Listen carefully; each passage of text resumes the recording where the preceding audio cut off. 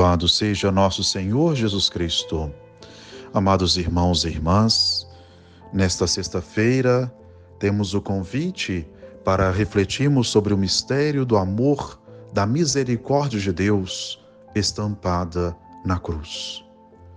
Dia de nós manifestarmos o louvor, a gratidão ao Senhor por ter se entregado a nós na cruz. Como isto é válido? Isto faz com que nós cresçamos na união com o Senhor, com que nós nos abramos mais a Ele, a sua graça, e possamos, de fato, ter um coração muito agradecido a Deus por tanta bondade em nosso favor. O evangelho que temos hoje é o de São Mateus, capítulo 12, versículos do 1º ao 8º. É o evangelho quando vemos Jesus tendo o primeiro conflito com os fariseus a respeito do sábado. Sabemos que o sábado é o dia importante para os judeus, é o dia de louvor, de culto a Deus. Eles assim o faziam e o fazem por causa do 7º dia da criação, quando o Senhor Deus descansou da sua obra. Mas também como recordação do sinal da aliança de Deus com o povo. E sabemos que para nós é o domingo, o dia do Senhor, porque Jesus Cristo veio inaugurar o novo tempo. E Jesus Cristo, então, inaugurou o 8º dia, o dia da ressurreição, o dia em que todos nós somos chamados a agradecer ao Senhor, mas também a refletirmos sobre a palavra de Deus. Então, o dia do domingo é o dia da nossa reunião, da nossa Páscoa semanal. A reunião em família, a família dos filhos e filhas de Deus. Mas vejamos então, no evangelho de hoje, os fariseus criticam a Jesus porque os seus discípulos estavam passando por uma plantação de trigo e, com fome, começaram a colher as espigas e comer. Foram criticados porque faziam isto num sábado, algo que não era permitido porque era o dia do repouso absoluto. Isto na mentalidade dos fariseus. Jesus quer, então, orientar estes fariseus diante do questionamento que eles colocaram. Assim disseram os fariseus: olha, os teus discípulos estão fazendo o que não é permitido fazer em dia de sábado. Jesus então disse que de forma alguma o Senhor Deus proibiu de se alimentar, de fazer aquilo que é essencial, importante para a vida da pessoa humana no sábado. De forma alguma Deus proibiu. Então, ao final, Jesus assim disse a estes fariseus, citando o profeta Oséias: quero a misericórdia e não o sacrifício. Uma grande lição, porque estes fariseus estavam muito mais apegados à lei do que à prática do amor. Em nenhuma parte da lei de Deus nós vemos o Senhor nos impedindo na prática do amor. Pelo contrário, Ele nos incentiva a vivermos no amor.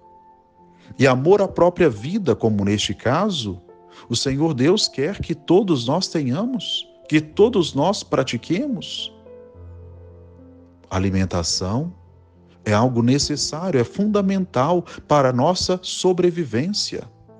E que Deus é este que não quer que nós nos alimentemos?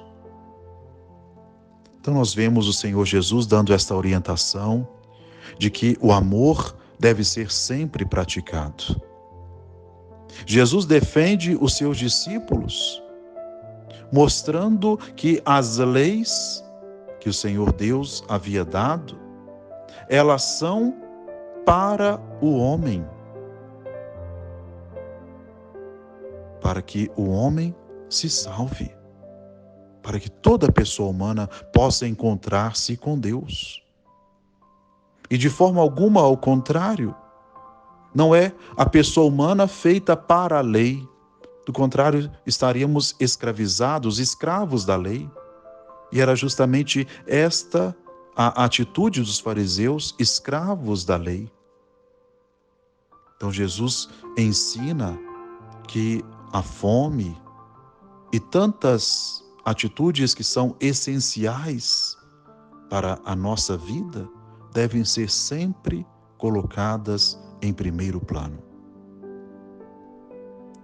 O verdadeiro cristão é aquele que constrói a sua vida sobre o amor de Deus e ao próximo,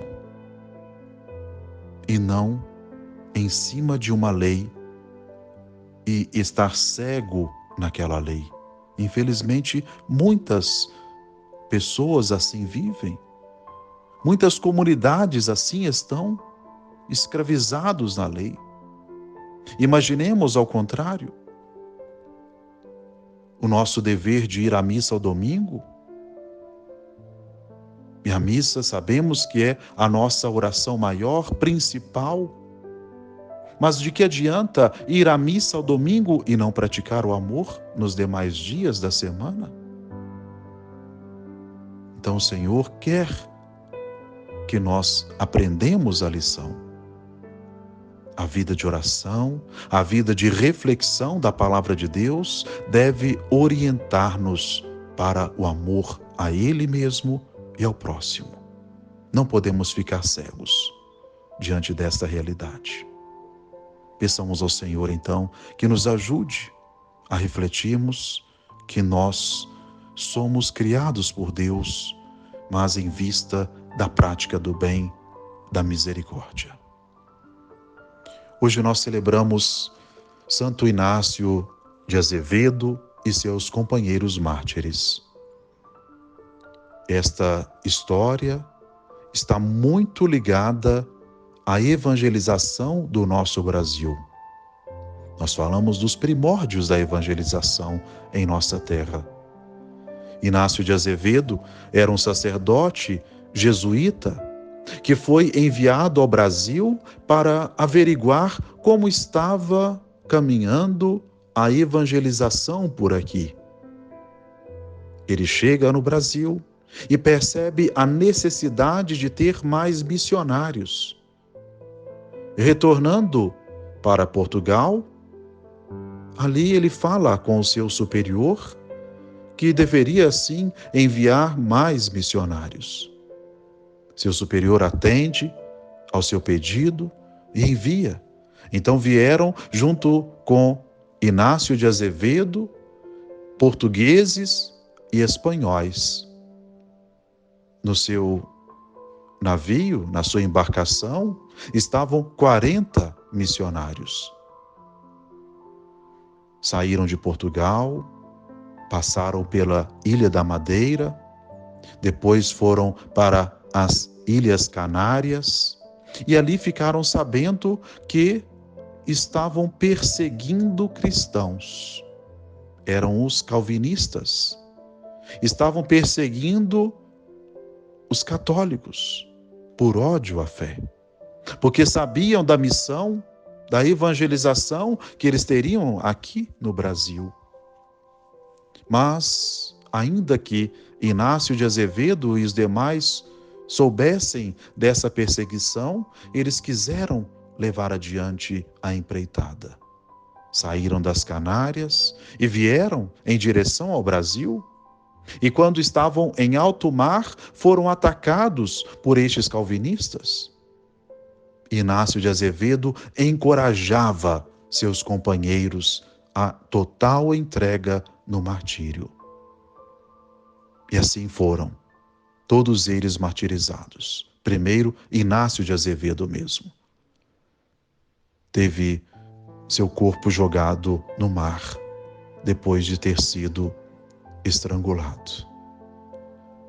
Nós hoje estamos aqui vivenciando a nossa fé católica e devemos louvar e agradecer a Deus pelo dom do martírio destes nossos irmãos, que no dia 15 de julho de 1570 se entregaram por amor a Deus, por amor a cada um de nós.